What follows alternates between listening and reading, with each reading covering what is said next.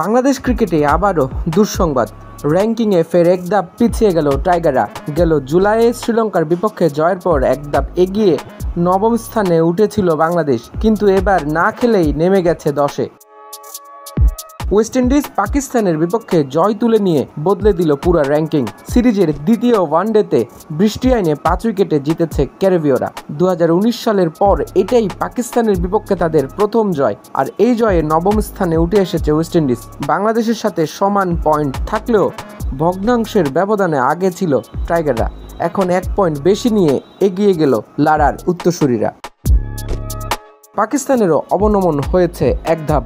তাদের 5-এ ঠেলে 4-এ উঠে এসেছে শ্রীলঙ্কা। শীর্ষ 3-এ যথারীতি ভারত, নিউজিল্যান্ড ও শ্রীলঙ্কা। 2027 ওয়ানডে বিশ্বকাপে সরাসরি খেলতে র্যাঙ্কিংয়ে সেরা 6-এ থাকতেই হবে।